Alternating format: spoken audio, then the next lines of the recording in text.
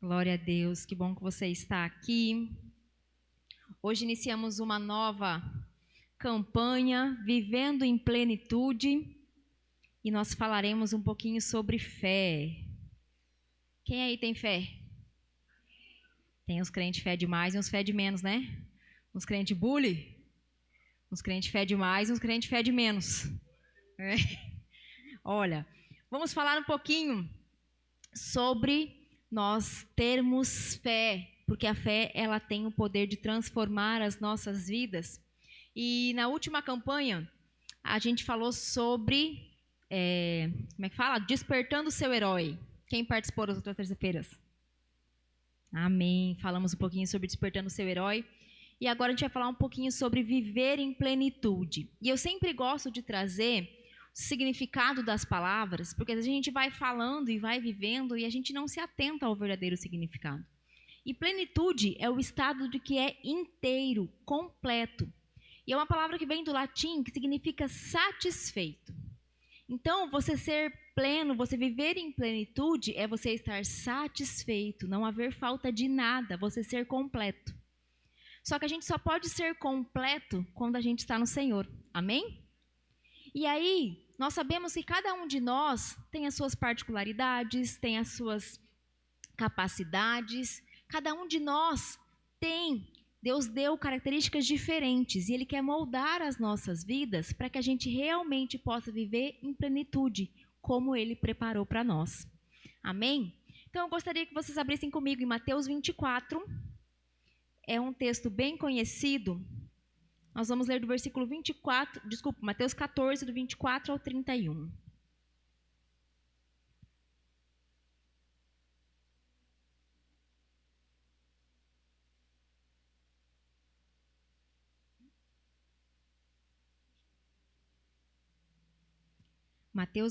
Mateus 14, do 24 ao 31. Minha versão diz assim: Logo em seguida, Jesus insistiu com os discípulos para que entrassem no barco e fossem adiante dele para o outro lado, enquanto ele despedia a multidão. Tendo despedido a multidão, subiu sozinho ao monte para orar. Ao anoitecer, e ele estava ali sozinho. Mas o barco já estava a considerável distância da terra, fustigado pelas ondas, porque o vento soprava contra ele. Alta madrugada, Jesus dirigiu-se a eles andando sobre o mar. Quando o viram andando sobre o mar, ficaram aterrorizados e disseram: É um fantasma! E gritaram de medo. Mas Jesus imediatamente lhes disse: Coragem, sou eu, não tenham medo. Senhor, disse Pedro, se és tu, manda-me ir ao teu encontro por sobre as águas. Venha, respondeu ele. Então Pedro saiu do barco, andou sobre a água e foi na direção de Jesus. Mas quando reparou no vento, ficou com medo e começou a afundar e gritou: Senhor, salva-me!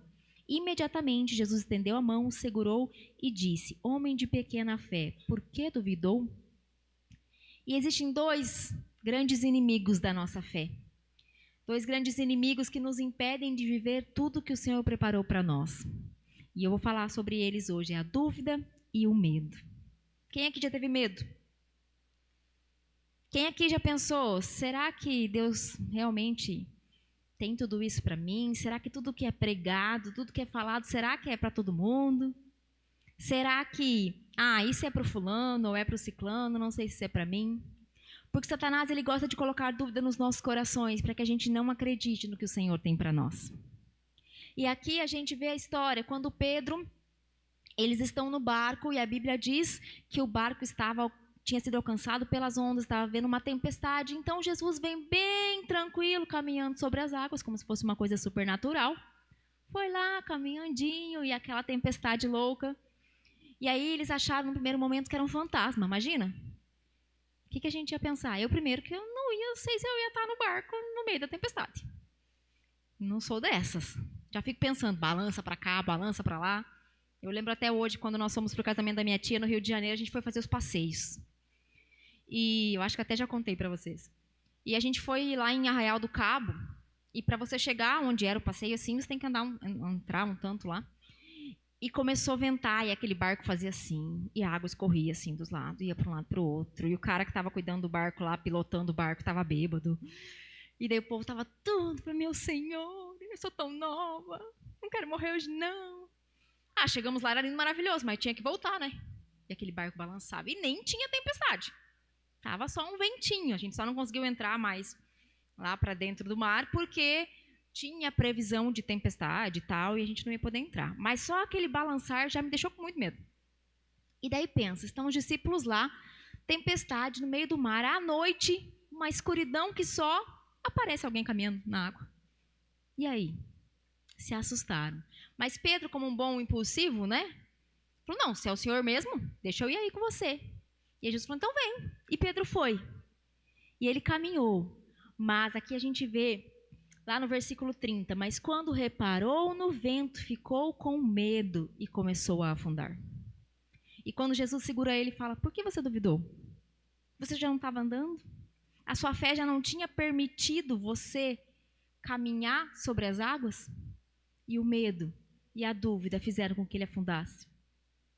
E sempre quando a gente tem uma palavra, sempre quando a gente está vivendo uma experiência nova no Senhor, Satanás ele sempre vai querer fazer a gente desistir ou a gente desacreditar.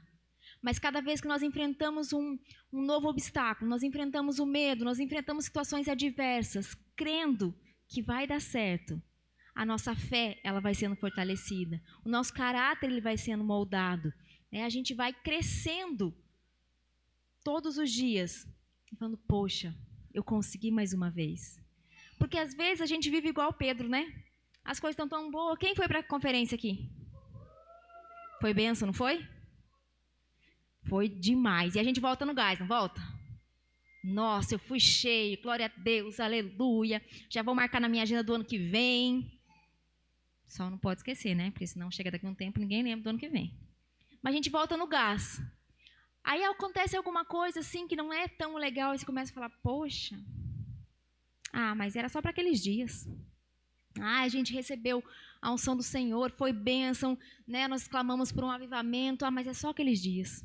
Isso não é para mim, isso não é para Marechal, isso não é para minha célula, para minha equipe. E a gente começa a afundar. A gente para de viver o que Deus está fazendo, porque a gente tem dúvida, a gente fala, não, isso não é para mim. As circunstâncias contrárias, elas vêm e elas virão, independente se a gente está vivendo o auge, o uau, mas ela vai acontecer. E para onde eu vou olhar quando isso acontecer? Abre comigo em Salmo 121.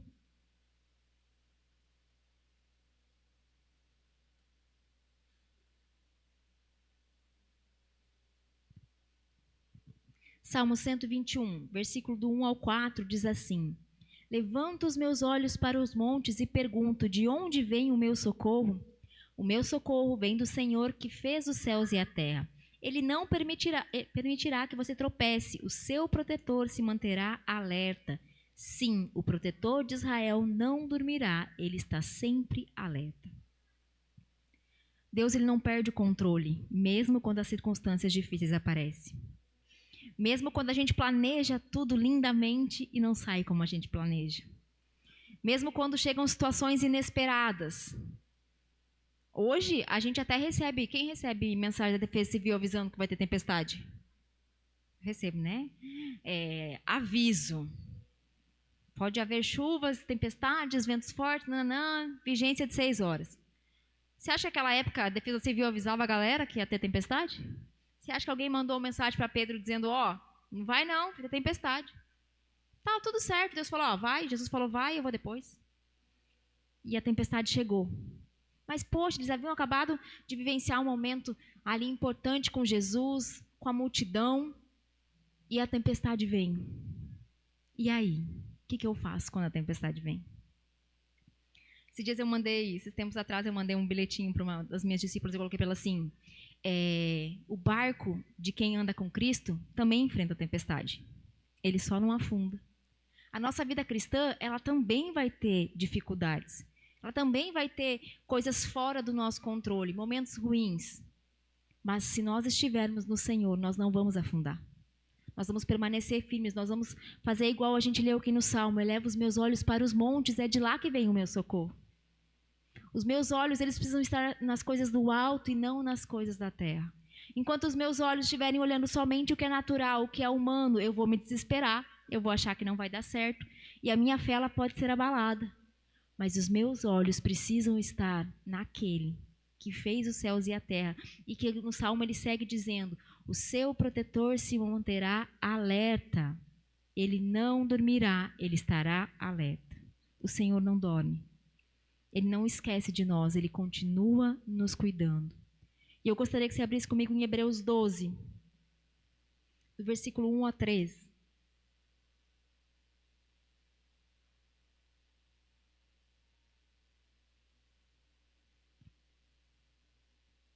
Diz assim: portanto, também nós, uma vez que estamos rodeados por tão grande nuvem de testemunhas, livremo-nos de tudo que nos atrapalha e do pecado que nos envolve, e corramos com perseverança a corrida que nos é proposta, tendo os olhos fitos em Jesus, autor e consumador da nossa fé. Ele, pela sua alegria que lhe fora proposta, suportou a cruz, desprezando a vergonha, e assentou-se à direita do trono de Deus. Pensem bem naquele que suportou tal oposição dos pecadores contra si mesmo, para que vocês não se cansem e nem desanimem. A Ana falou semana passada sobre que os heróis também se cansam. Nós podemos nos cansar, nós só não podemos parar. Nós só não podemos desistir. E ter fé é eu decidir viver situações desafiadoras. É eu decidir enfrentar. Porque o que é a fé? Lá em Hebreus 11 a gente diz que a fé é a certeza das coisas que não se veem, certo? Se eu não vejo, eu não tenho certeza. Não consigo saber o que está acontecendo. Né? A fé é eu colocar o pé e depois Deus coloca o degrau. Então, para que eu possa viver pela fé, eu preciso enfrentar algumas situações desafiadoras. Porque enquanto as coisas estão no meu controle, tá tudo certo. Não é bom quando você consegue controlar tudo? Tá saindo tudo do meu jeito. E quando não depende de nós, esse controle, é aí que eu preciso confiar que Deus, ele não perde o controle em momento nenhum. Aqui a gente vê que Pedro andou sobre as águas, desafiador ou não? Eu não sei se eu ia ser tão assim, crente. Acreditar que eu ia dar conta. A gente vê várias histórias na Bíblia. Quando Deus, ele faz uma promessa, existe um processo. Existem situações desafiadoras. A mulher do fluxo de sangue, que ficou com fluxo de sangue por 12 anos, ela precisou enfrentar situações desafiadoras. Naquela época, uma mulher, quando estava no período menstrual, ela não podia sair de casa. E pensa, essa mulher ficou sangrando por 12 anos. Sabe lá Deus quantos quilos ela pesava? Devia ser assim, magrinha. E para ela chegar até Jesus, ela precisou primeiro se expor, porque ela não podia sair. E havia 12 anos que ela estava procurando cura, então provavelmente todo mundo sabia que ela estava doente. O porquê que ela não saía de casa. E ela precisou enfrentar a multidão para que ela pudesse tocar em Jesus, para que ela fosse curada. Ela precisou crer que se eu apenas o tocar, se a gente ler essa passagem, ela creu que ela precisava apenas chegar em Jesus. Então, os milagres eles vão acontecer quando nós estivermos dispostos a dar um passo de fé. O milagre não vai acontecer aleatoriamente. Eu quero viver os milagres do Senhor. Esse dia eu estava orando. E eu falei, eu quero viver, né, os milagres do Senhor. Eu comecei a pensar, poxa, mas para viver o milagre? Já viu alguém vivendo um milagre na situação super... tá tudo lindo? Né? Tem que estar difícil, né, para ser um milagre. Porque se for fácil, tu faz. Mas quando é um milagre, é só Jesus que faz. E pensando, Jesus, deixa eu pensar nessa minha oração. Né? Porque o problema da oração é que Deus ouve, né? A gente fala, Deus, deixa eu dar uma consertada aqui. Eu acho que o Alexandre até comentou em alguma ministração dele. Eu não sei se todos sabem, mas no ano passado, meu sogro sofreu um acidente com fogo. E a casa, do lado da casa dele estava pegando fogo, ele foi apagar, e o botijão de gás estourou, ele queimou quase 60% do corpo dele. E depois que ele recuperou, a previsão era que ele ficasse 6 meses no hospital, e ficou várias vezes, era do tipo, será que hoje vai, será que não vai, será que vai viver, será que vai morrer? E foi um período bem difícil, assim. Mas quando ele se recuperou, ele contou que ele tinha orado, pedindo para Deus que ele queria depender de Deus. Eu falei, gente, o senhor quer depender só do Senhor. Eu falei, nossa, que né, Jesus tem um jeito meio... Né? E ele ficou numa UTI lá em Londrina 2 meses. Ele e Deus. Não tinha nada. Era tudo vidro. era regulada as visitas, né? Porque era um caso sério, então, infecção, enfim. E ele ficou esses 2 meses, ele e Deus. E ele fala que várias coisas aconteceram, ele entendeu muita coisa, ele pôde ter uma experiência com Deus. Mas eu fiquei pensando, vou começar a prestar atenção nas orações que a gente faz. Mas para que a gente possa viver um milagre, eu preciso crer. Nós podemos viver o milagre do meu sogro. Hoje você olha para ele, até esses dias alguém olhou a foto e falou, nossa, mas ele está bem, ele ficou com algumas manchas de queimadura e tal, mas ele está bem, agora já pega a Antonella no colo, a gente brinca com ele, nossa, né, tá forte e tal. Mas para a gente viver o milagre, a gente precisa passar pelo processo. E nós, né, precisamos ter fé. A gente teve que ter fé para dizer, Deus, às vezes os médicos falavam, olha, não sei, não vai dar, não sabemos se vai, daí precisou fazer cirurgia no meio do caminho. Mas para que eu possa viver o milagre, eu preciso ter fé, senão o milagre não vai acontecer. E sabe, todas as vezes que a gente enfrenta os nossos desafios com fé, a gente manda uma mensagem para o nosso cérebro e reprograma a maneira que ele vai entender as coisas. Sabe aquele versículo que diz, traga à memória aquilo que te traz esperança? Quero trazer à memória o que me traz esperança? É justamente isso. É nós trazermos à memória situações que nós já vencemos. Situações que o Senhor já agiu, que Ele já nos socorreu, milagres que aconteceram, ainda que pequenos. Porque às vezes a gente espera um milagrão, né? Tem que ser um super mega power do milagre. E às vezes não. Às vezes são vários milagres menores que vão acontecendo e a gente não vai vendo. E eu preciso olhar e falar, Deus, realmente o Senhor tem cuidado de todos os detalhes. E aí eu vou reprogramando a minha mente para quando houver uma nova situação difícil, eu pensar, ei, eu já venci uma vez. Eu já consegui uma vez. Eu já pude resolver. Deus, Ele já agiu, Ele nunca me deixou. E aí eu vou reprogramando a minha mente e trazendo à memória aquilo que me dá esperança. Traga à memória tudo que você já venceu. Traga à memória as situações difíceis que você passou e você venceu. Quantas vezes a gente passa por situações e fala, não vou dar conta dessa aqui não. Agora lascou. E você venceu.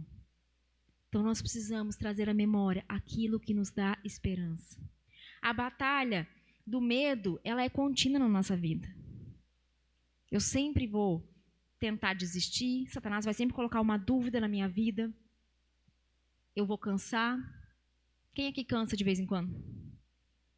Cansa? A gente cansa, mas a gente não pode parar.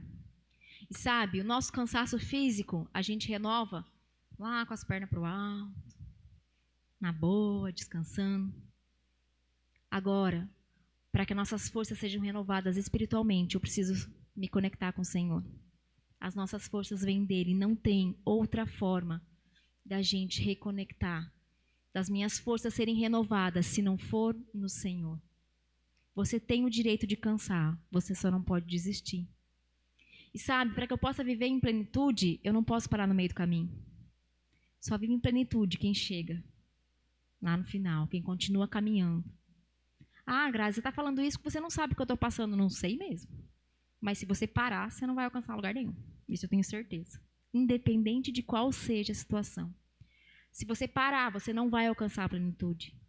Se você parar, você não vai alcançar tudo aquilo que o Senhor preparou para você. Então, nós precisamos continuar caminhando. A nossa vida cristã, ela vai se fortalecendo toda vez que a gente consegue passar por uma situação difícil e vencer. A fé é o alicerce da nossa jornada. O crente, ele tem que ter fé, senão não resolve. Não tem como. Nós precisamos acreditar. Olhar e dizer, nossa, vai dar certo. Tem algum resquício? Não, mas eu creio. E eu gostaria de falar com você sobre 3 níveis de fé, bem rapidinho. O nível 1, o nível 2 e o nível 3 de fé, que nós precisamos avaliar e ver em qual dele nós estamos. O nível 1 de fé é aquele que nós, se eu estiver no nível 1, eu acredito porque está todo mundo acreditando. Todo mundo acreditando, vou acreditar também. Lembra do povo de Israel, quando Moisés foi libertar eles do Egito? Não, vamos lá, nós vamos ser libertos da escravidão, vamos para a terra prometida, vamos. Saíram todo mundo. Foi todo mundo para lá começar a caminhada para a terra prometida. Quantos realmente entraram na terra prometida? Josué e Caleb. Por quê? Porque quem acredita, porque está todo mundo acreditando, não suporta o processo. Quem acredita só porque os outros estão acreditando, os outros estão falando, os outros estão fazendo, não dá conta de passar pelo processo. O famoso Maria vai com as outras. Eu vou porque tá todo mundo indo. A hora que o calo aperta, fica pelo caminho. Essa é a fé do nível 1. A fé do nível 2 são aqueles que acreditam porque viram algo acontecer. Lembra de Tomé? Abre lá comigo em João 20, versículo 26 e 29.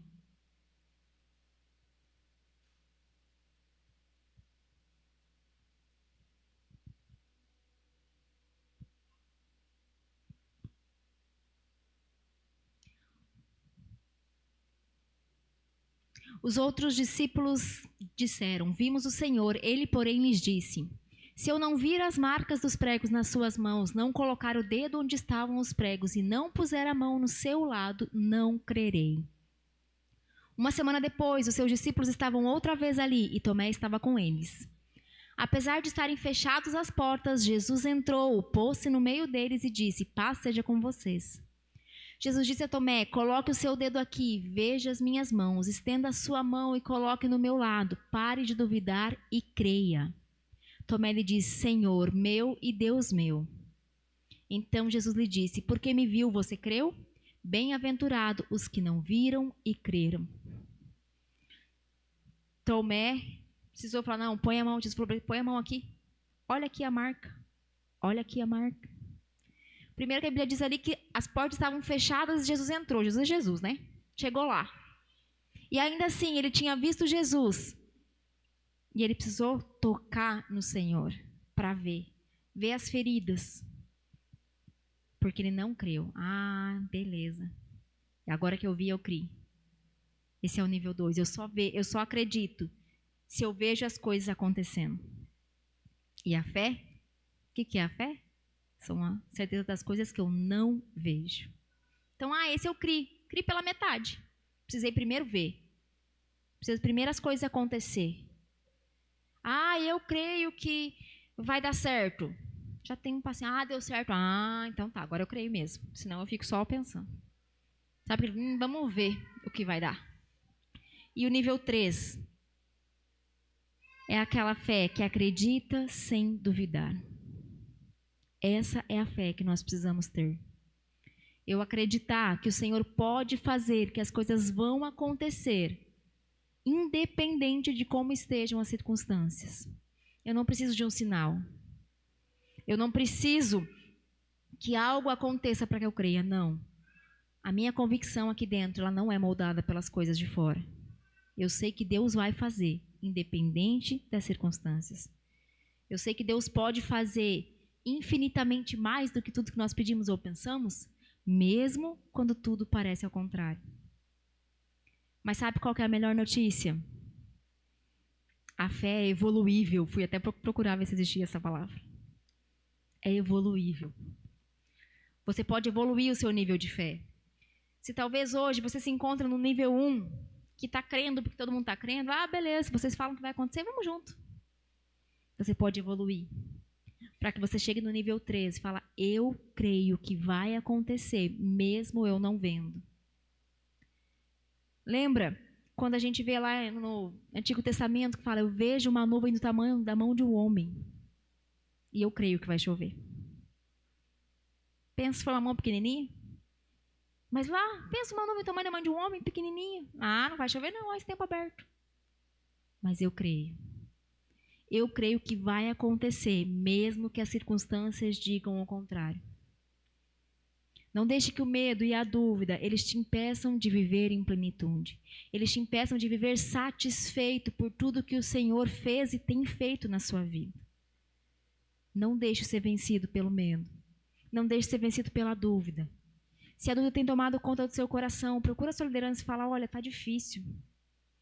Porque se a gente alimenta a dúvida, Satanás ele ganha espaço na nossa vida e a gente para de acreditar em tudo.